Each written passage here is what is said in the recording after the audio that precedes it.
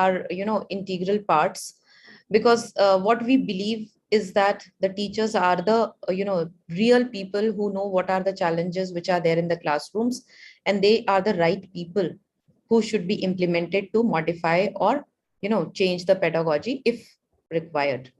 So today, as per Isha's information, we'll have a session on application of HOTS only. Just allow me a second. I'll share my screen so that you can see the presentation. If there is any issue regarding the visibility of the fonts or the presentation, please do post in the chat box. Just give me a second. I'm going to make it full screen. I hope the presentation is visible, Isha. Yes, ma'am. Okay. So the presentation for today is titled with applying and testing higher order thinking skills in classroom.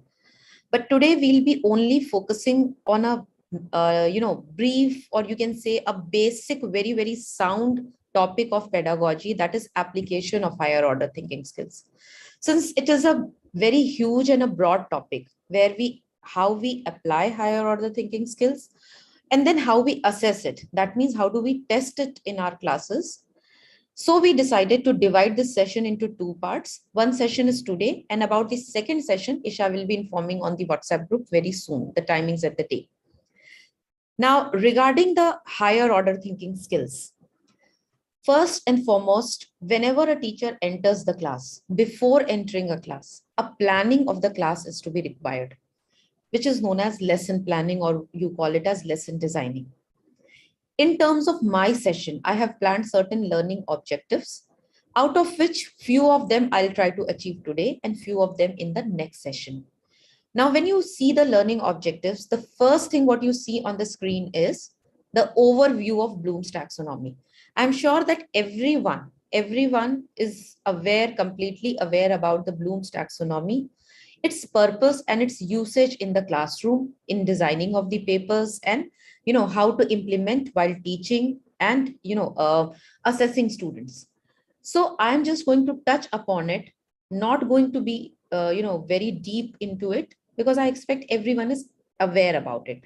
The reason why I'm just touching upon it, because until and unless we again refresh ourselves with Bloom's taxonomy, we will not be able to understand higher order thinking skills.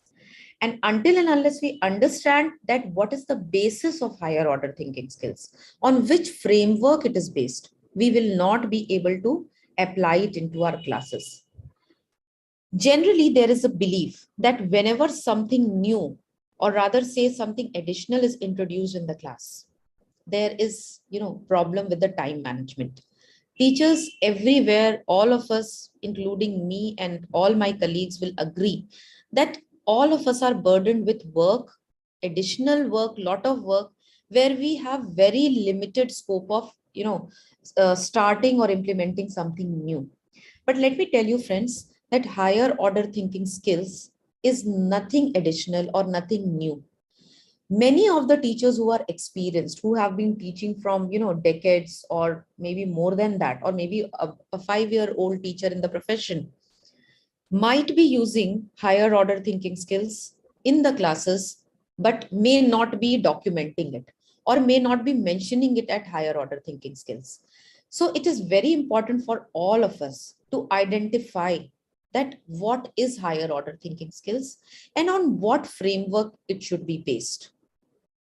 Hence, I will be suggesting some classroom activities which are, a part of the common classroom technology or common classroom pedagogy. It's nothing new, but how we have to implement so that it gives us maximum productivity in the classroom. So out of these activities, and how to plan your time accordingly so that you do not feel burdened, nor your students feel burdened, that will be the whole idea of introducing with you some of the classroom activities. Let me also tell you that majority of these activities can be planned along with your lesson plan without, too much of effort. Yes, obviously they will require some effort. I won't say that some planning or some effort or preparation is not required, but it is required in any case. So we have to make things simple rather than putting it in a complex way. Now, moving forward, I'm going to place a picture on the screen, and I just want everyone to have a look on this picture and just think about a good question and post it in the chat box. I will leave the picture for around 10-15 seconds. Please use the chat box and design a question, just one question on it.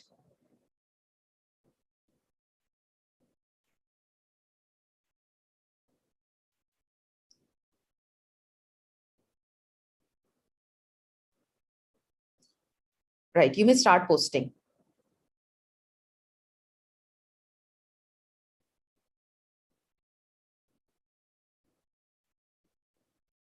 Teachers, I'm waiting. Any one question which you can design on the basis of this picture? Okay, I am getting some. Brilliant questions I'm seeing in the chat box.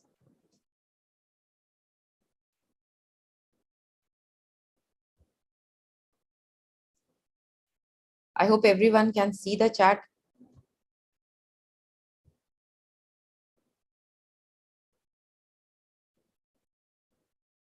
So I'll just keep reading them out, but not now. I'll wait for a few more seconds so that you don't get disturbed.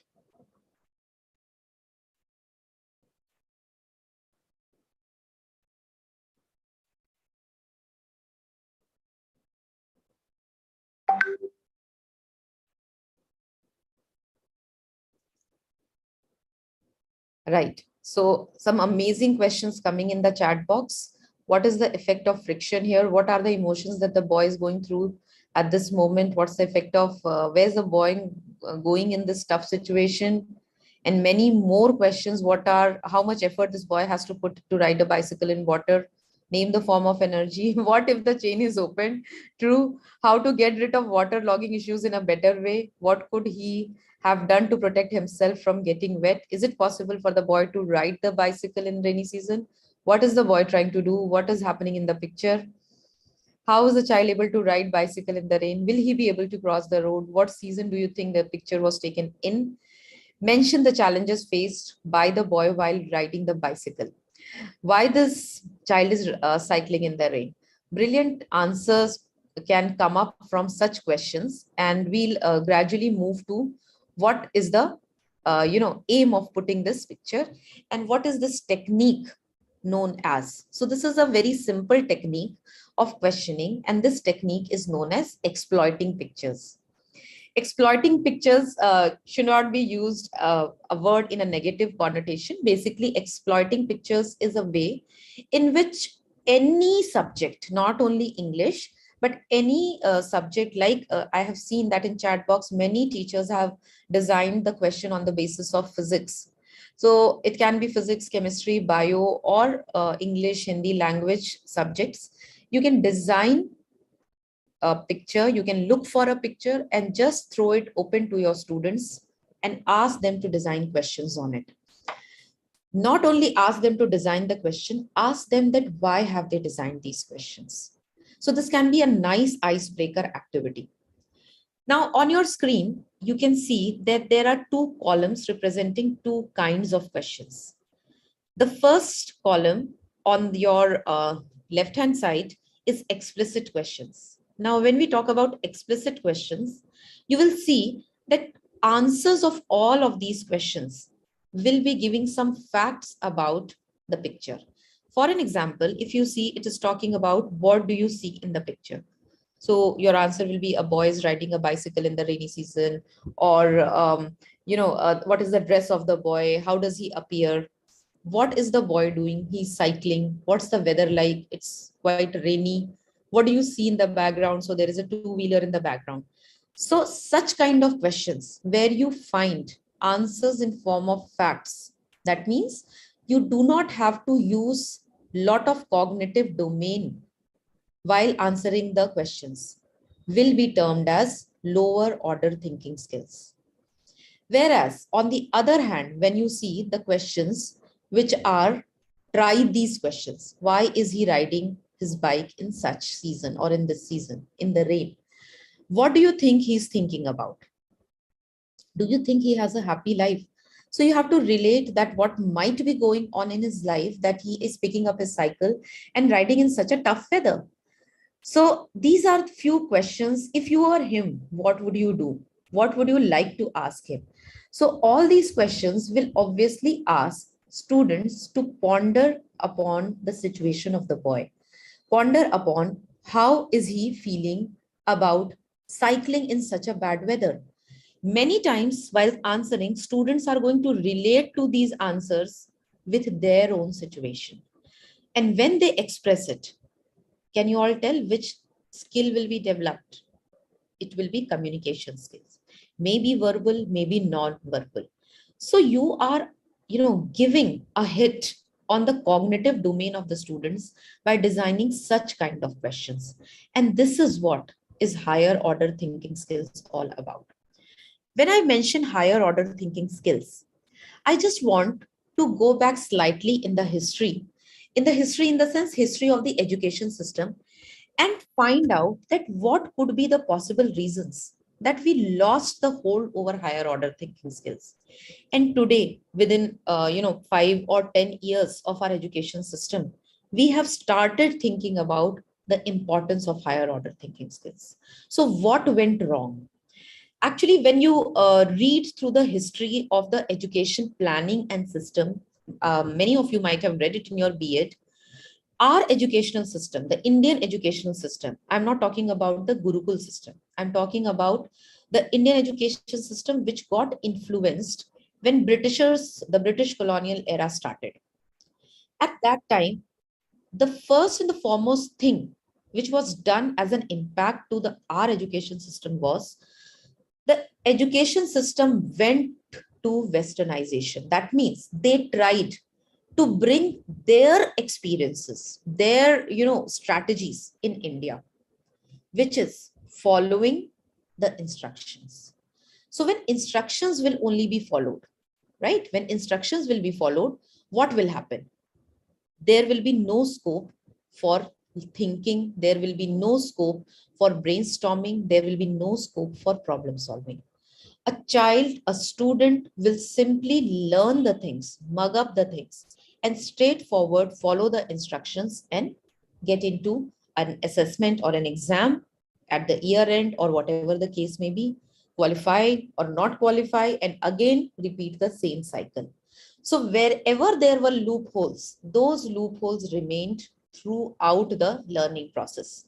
All of us at this age might have studied majorly like this. I won't say completely.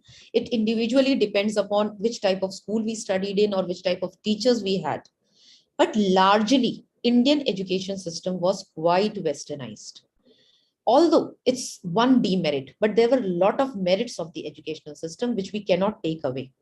There was a lot of discipline which had come from the westernized education system. But ideally, as per my view, there should have been a balance of thinking, promotion, skill development, and at the same time, giving them discipline. When we study Mahatma Gandhi's ideology about the education system in B.Ed, we would remember that he insisted a lot on vocational courses, which leads to the self-development or the skill development, which leads to employability. So when we talk about higher order thinking skills, what are we basically talking about? We are talking about an important word in it, skills. Higher order, but it's a thinking skill. Or even if it is lower order, it is thinking skills. So when we talk about thinking per se is the way of doing a task, the best way of doing a task.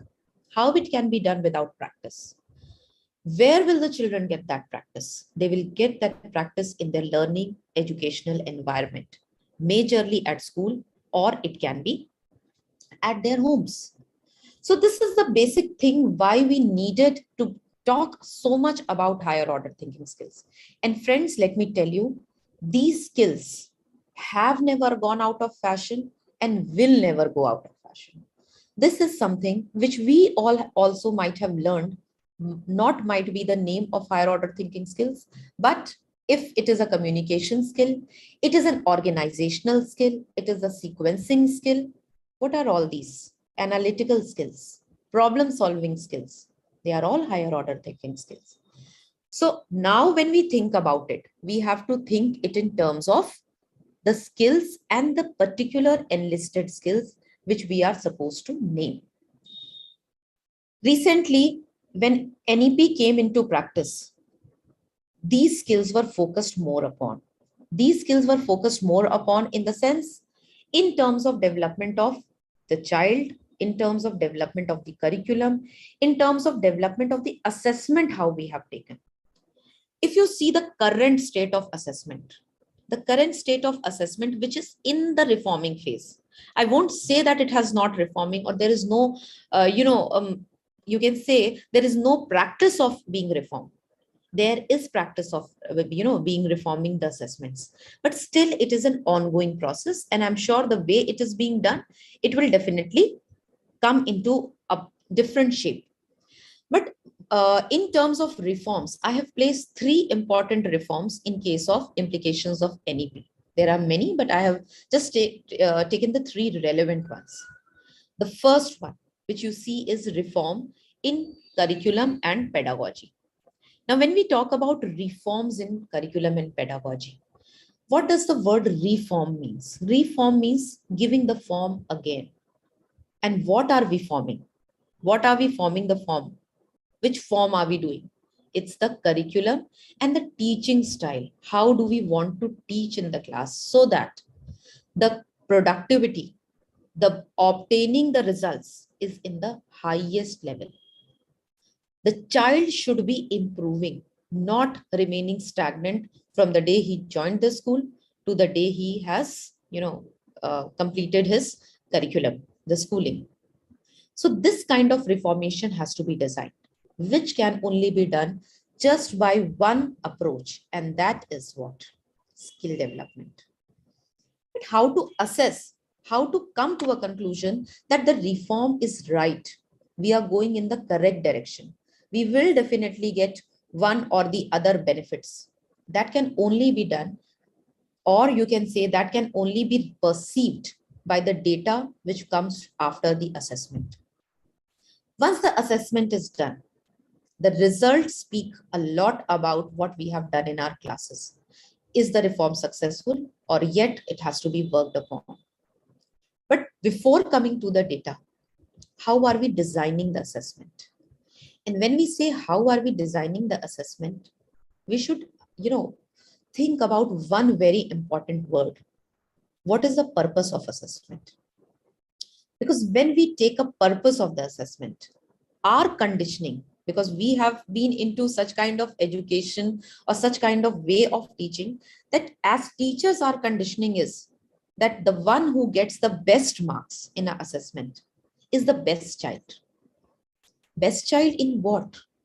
Best child in presence of mind, best child in, the curriculum, best child in presenting the content in 3 hours, best child in emotional intelligence, because he might be the most stable one in the class.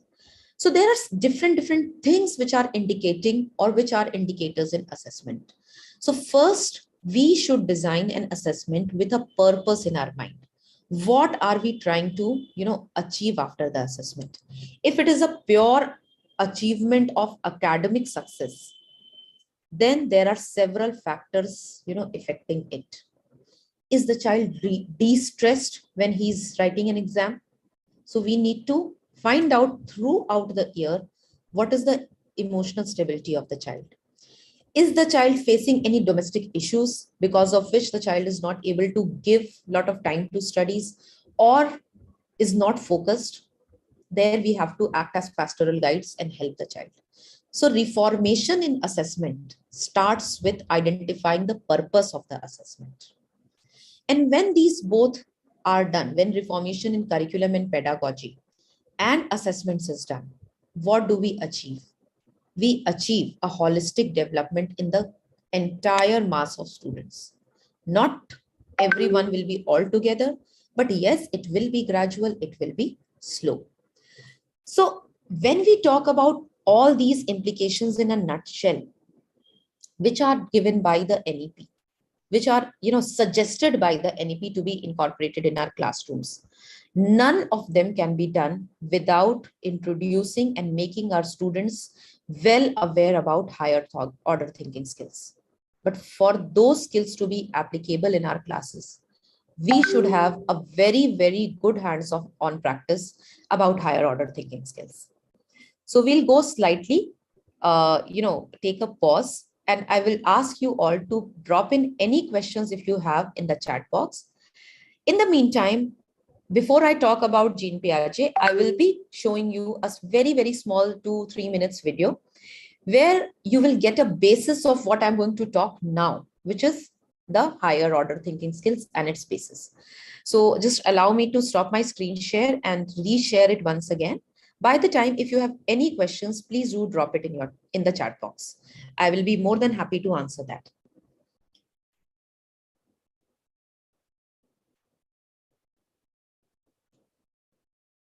So the video is on the screen and it's talking about higher order thinking skills. I'll just make the settings done. And we'll play the video. It's a 3.5 minute video. I would like everyone to, very important activities are mentioned in this video regarding higher order thinking skills. And it is done by the teachers who are, practicing teachers and doing it in the classroom. So please do take a note of these activities, and whatever suits you as per your grade and subject, you can take it back in your classes. So I'm just going to play the video. Isha, if you can tell me if the audio is clear or not. If it is clear, it's fine.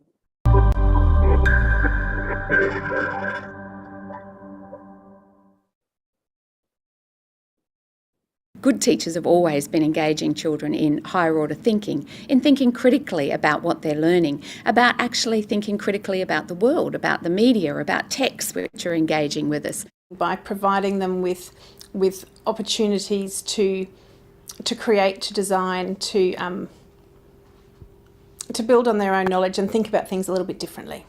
We've got a slide section, we've got a roll section, and in the middle, this one would be the roll and slide. And we're going to have to sort all these objects into 3 different groups. You're going to have to test them out yourself. How would you find out if the things roll or slide or roll and slide? How could we find out, Artemis? Well, put it on the ground and try and see if it can roll or slide. Test it out, yeah, good idea, good thinking. That activity allowed higher order thinking to happen because the children had to classify and sort the different objects and really think about what it was that was making things roll or slide. Slide. And then pull it over. So when you looked at that, did you think that it would be something that can roll? Yes, because it has round edges. Did you think it would slide? Yeah. Why did you think that it would slide as well? Because it has a flat edge on the top. They weren't just putting things into groups, they had opportunities to test them out, try it out. They were hypothesising as such of, I think this will do this, I'm expecting that this will slide and roll, and now I'll test it out and give it a go. You have to try and guess, which group do you think is the slide group? Which group is the roll group, and which group is the slide and roll? Have you got any ideas? Yes. Tell me, Amy. This one is the slide and roll. You think this one here is the... Slide and roll. Okay, why do you think that? So that last activity was an extension of the higher order thinking that had already occurred because they were no longer having to sort them for themselves. They needed to look and think and justify, try and work out what the last group of children's thinking was and why had they classified things in that way and give explanations. Do you think that might be the slide and roll, Krisha? Do you think that's right? Okay. So who can put a different label on? What do you think, Krisha? I think I can do roll. You can do roll, okay. So if we're wanting children to actually engage in higher order thinking, we need to actually provide spaces for substantial conversations to occur within our classrooms. substantial conversations, substantial time to talk about the text that they're engaging in, and substantial discussions about substantial issues that are happening both within our classroom, within our school, within our local community, but also global issues. Children are clever. We know that children know what's going on in the world. We know now that children at a much younger age engage with media in ways that we might not have ourselves as young children. And so for those reasons, we want to be able to capitalise on important global substantial issues that are occurring around the world, and to provide children with spaces to have opinions, to have perspectives, to actually bring their learnings and their experiences into classroom discussions. Yes, so this was the short video which was talking about some basic, activities. I hope you all can see that how did the teacher engaged a very young group of children and identify that which are the objects which are, actually rolling, or which of them actually slide. While we teach it theoretically, it becomes a slightly complex topic. Students have to be, focused to go to that imaginative, world where they can imagine about lot of things. So this becomes as an easy way, but that was not the only thing in the activity, just not the segregation. In fact, if you have noticed that the teacher tried to make a Venn diagram where there was in the middle part, the teacher was trying the students to build upon their knowledge of rolling and sliding and thinking about that which are the objects which do both. So they might have knowledge about the objects which are rolling, or they might have knowledge about the objects which are sliding, but which do both, that is something which they have to create. Teacher also gave the students an opportunity to, work on their hypothesis. If they are imagining that this particular object can do both sliding and rolling, so teacher provided them with lot of objects, and they, rightly experienced with that, did with that, and saw that whether it is doing both or whether it is not doing both. So it's a mix, you can say it was a mix and match, configuration, where the teacher has to put her intelligence and see that how the higher order thinking skills can be extended in a classroom till where she want to take it in a particular class. Obviously, as per mentioned in the chat, I'm going through some chats, and it says that the teacher student ratio is again of something which is very, very important, right? So when we talk about a teacher student ratio, these things can be carried out in small groups. So when we talk about the group strategy, a small group strategy, we can ask our peers, we can ask, batch wise students, and then we can, go ahead with such kind of strategies.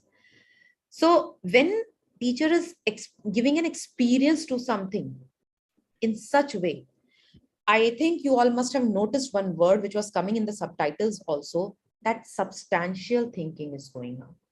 When we talk about substantial thinking, do you really feel that any kind of substantial thinking can be without facts, can be without lower order thinking skills? No. So let's talk about the importance of lower order thinking skills slightly, because somewhere when we focus on higher order thinking skills, we unknowingly tend to undermine the importance of lower order thinking skills, which is not right. So I'm going to go back to my presentation, and then first we talk about what did the educationist said about the meaning of the real education long back. And when I'm going to pick up some words from his Jean Piaget's statement, you will think, and I'm sure everyone will be agreeing to the fact that these are the words which actually indicate towards higher order thinking skills. When he says that the real education is not just following, it's not just repeating what previous generations might have done. Maybe it is tried and tested, maybe it is right. But the real education is something which challenges, which tries to logically challenge what has been done year after year. When these kind of critical challenges are put forward by an individual, the individual becomes a validator. He tries to check that what information which has been, disclosed to us after generations, is it right? Everything which is offered should be accepted or not should be accepted, or it should be modified, or it should be updated as per time. Don't you all think that is the real education? Yes.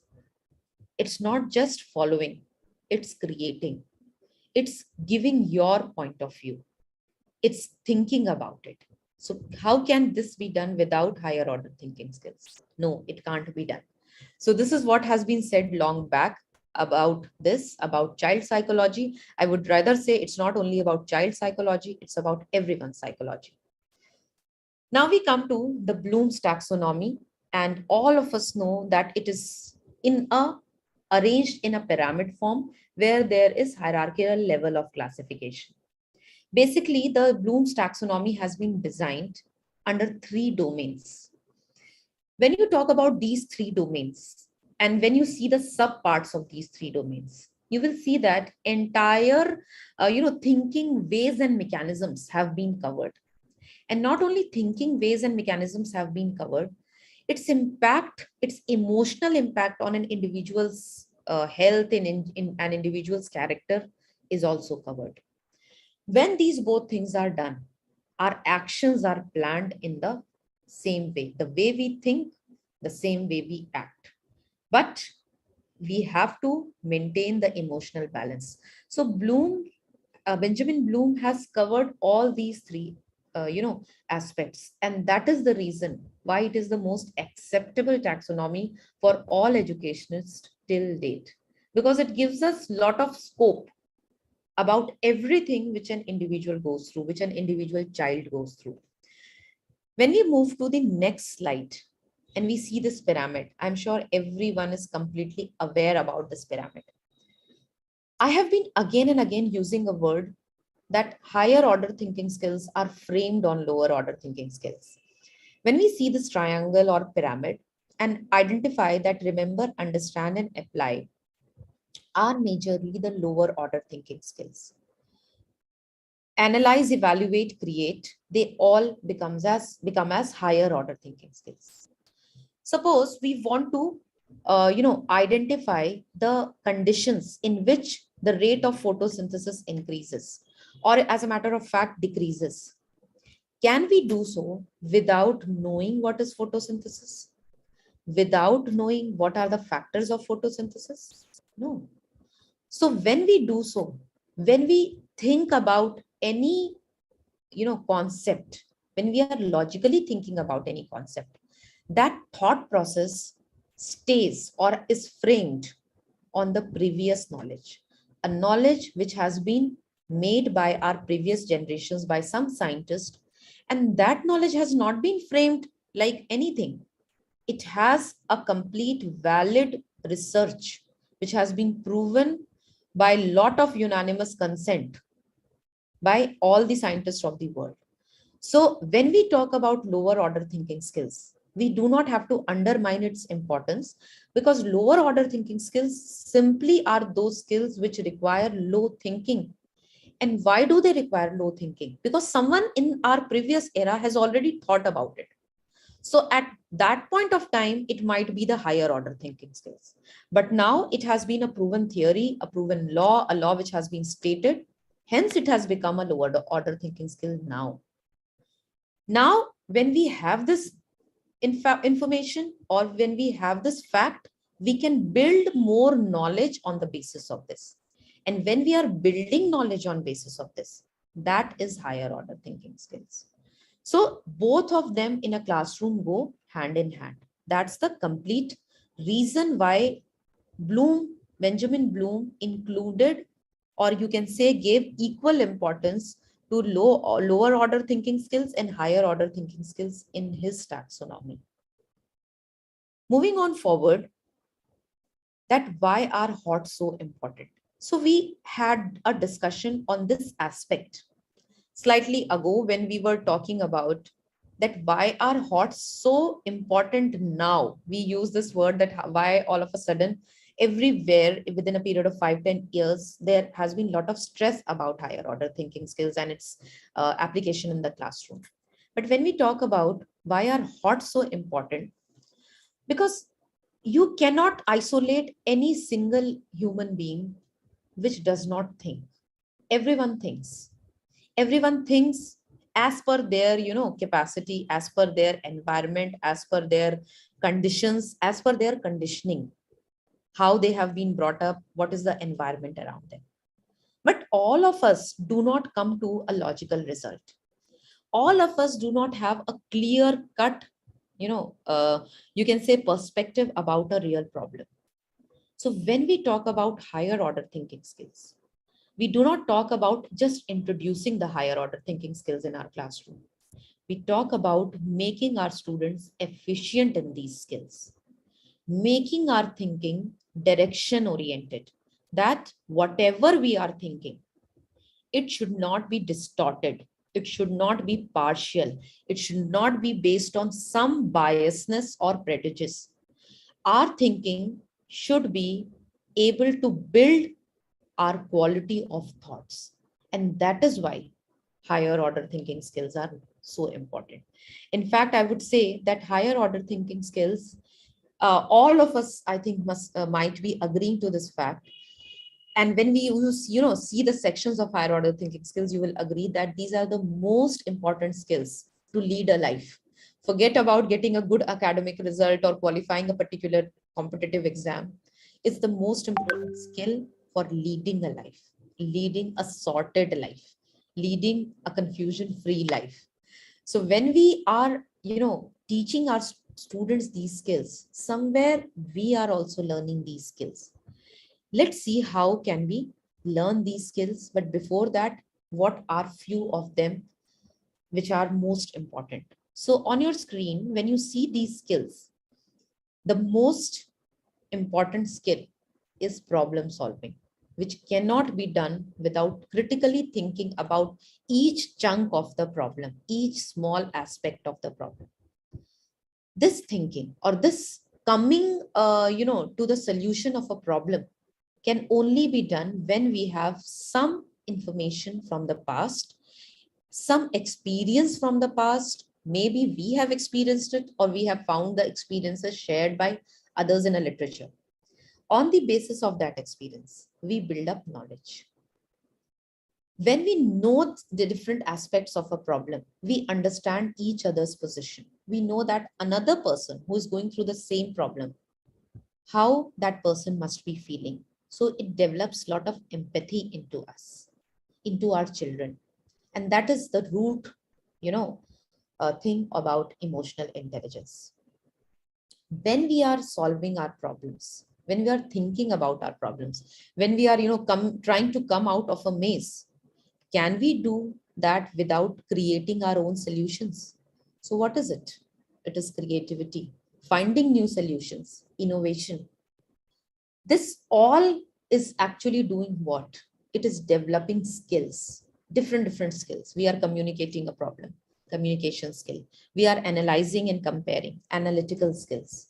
We are trying to solve a problem by brainstorming. So discussion, critical thinking, all these are logical skills or the skills which will lead all of us to solve a problem. So that is the reason which brings us to a conclusion that these skills are so important and have to be done regularly in the class. Now there are certain agendas which we can use into our classes when we want to specifically emphasize on higher order thinking skills. But I'm sure many of the experienced teachers do it into their lesson plans by default, without mentioning that whether they are higher order or whether they are lower order thinking skills, but it is done in the classes. Like the first agenda is QARs, that is question answer relations. When you are throwing a question to the student and the child is trying to, answer, always ask the child to relate the question and the answers so that they are not, prone to give ambiguous answers. The answers should be logical and the answers should be only what is asked in the questions. Sometimes what we see that something else is asked and something else is coming up in the form of answers. You can extend this activity by requesting the students to elaborate their answers. Elaborate their answers in the sense, I would try to ask the students to justify their answers. Logical, conclusion that why this answer is only the appropriate answer. What are the shortcomings in the other answer? This you can do as a group activity. You can throw a common question, an open-ended common question to the students, and just without being biased, you can ask the students to throw their answers back to you. When they give you the answers, you can ask them to have a discussion and ask each of them to prove that their answer is right and why other answer is wrong. You are inculcating debating skills in the students. Using graphic organizers, it's an age-old technique, a very sorted technique, which gives organizational skills to the students. When we were young, we were asked to do all our tasks on our own. A very simple task, which I remember my mother used to insist a lot on, organizing my cupboard. And today I realize that when I organized my cupboard, when I organized my study table, when I organized my bed, which skill I was learning? I was learning organizational skills. Gradually, from the first time of organization, I learned that the things which I require daily should be kept in the front in my cupboard, and the things which I require, rarely should be kept at the back or at the lower shelves. So these activities, which we can do as a parent in our homes, or we can ask the students to do in some or the other way, are, challenging them to organize when there is a huge amount of data or information present. Graphic organizer is one such, where concept maps, flow charts, Venn diagrams, algorithm charts, flow charts, which you call, they all can be used. And there are many of them present, and teachers use them, very effectively. Request students to keep questioning. And please remember, they are questioning the content, they are not questioning you. So a lot of time teachers, get offended that of this particular child, he or she keeps on asking, and is the child trying to judge my knowledge? Actually, it's not every time. It might be sometime, but it's not every time. The child is trying to, make his or her presence felt in front of you, make his or her presence not only felt in front of you, but also in the discussion of the class. So this is showing the engagement level of the child, and that the child is thinking about the content. Teach students to infer. If you give lot of information to the student, ask them to conclude. What is the final conclusion? Like we do it in the practicals. We ask the students to conduct a practical, and then finally we ask them, what did you infer or what did you conclude? So that helps the students to, you can say, summarize their knowledge and present their conclusion in a proper expressed form. So that is again an expression skill, summarizing skills. When we use mind maps, there is a slight difference between mind maps and concept maps.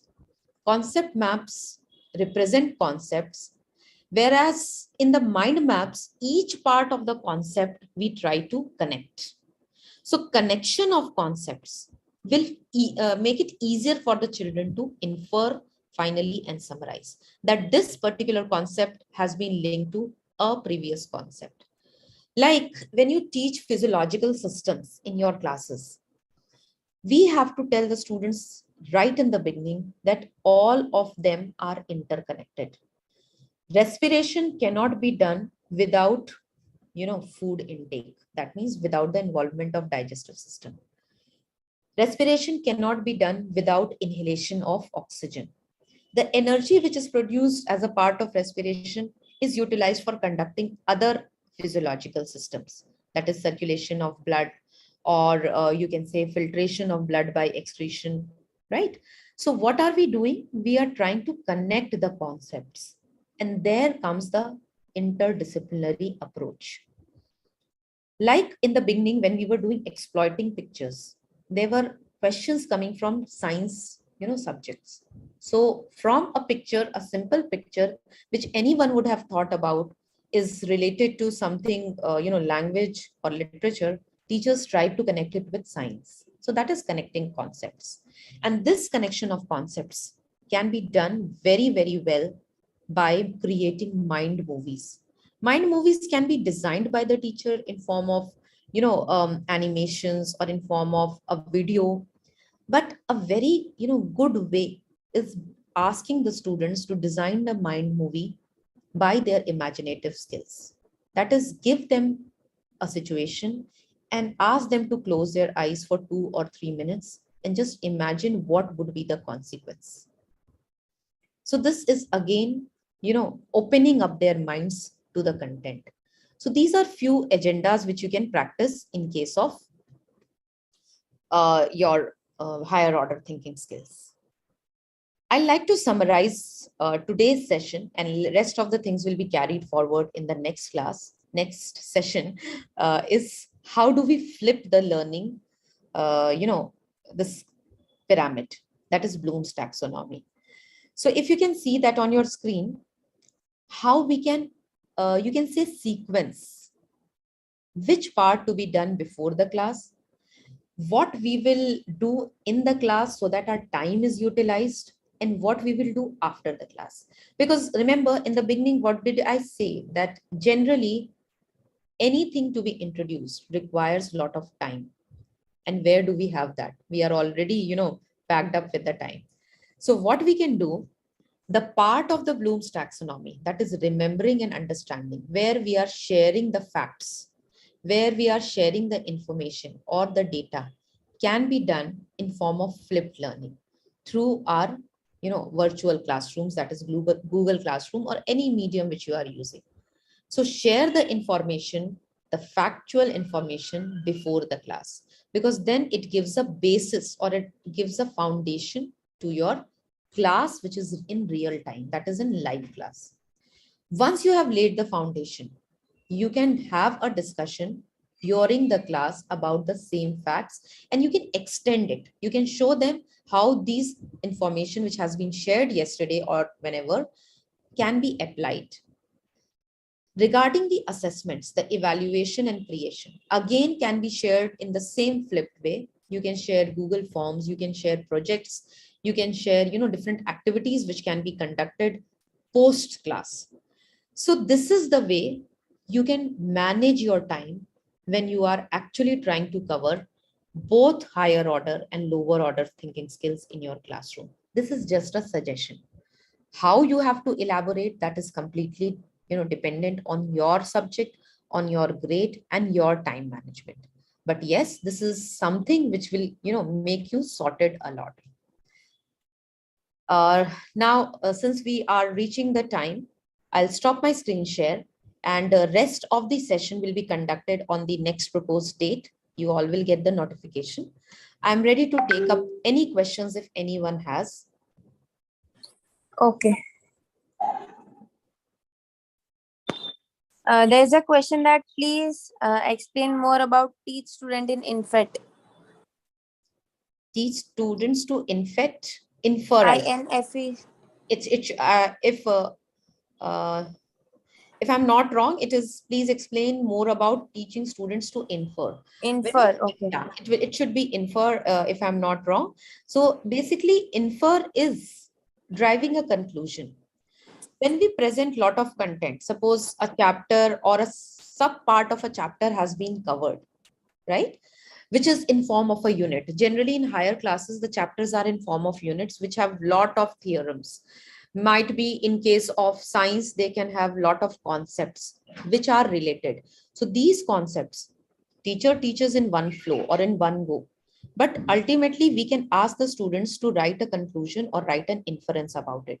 So this gives a organization to their content, organizational skill to their content, a conclusive skill to their content. And wherever they write or whenever they present it, they are very clear about it, that what are the things which they have learned or what are the things which have been given in this particular chapter or this session.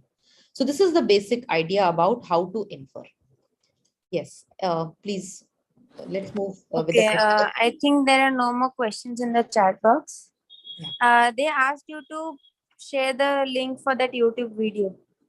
Right. So I'll be sharing this with you, or should I share in the WhatsApp group? What do you say, Isha? No, right now. Okay. So I'm putting this link in the chat box. Just give me a second and you all can use this link. Just give me 1 second.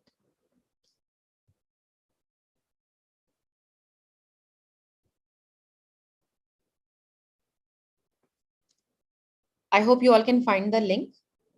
Yes, ma'am. Thank you everyone for praising the session. But still a lot of things are required to be told in this session because it is a very big and elaborate topic. So deliberately I went quite slow so that we can, cater to each and every concept very well and do it into our classes. So in the next session, I'll be insisting a lot about how do we do each and every activity, subject and grade wise. Second thing, we will also be discussing in the next session about how do we assess each and every activity. I will also be sharing a lot of rubrics with you, which you can use directly in your classes. And then how do you analyze the result of these activities? So that will be all from my end today. And I don't see any other questions, Isha. Okay, ma'am. Thank you, everyone. Yeah, thank you so much. Thank you, Apajita ma'am, for giving a valuable time to us. And the feedback form is already in the chat box. Please fill up the feedback form. And the next session for HOTS is not scheduled for tomorrow. The notification will be updated on your WhatsApp groups. So please be engaged with us.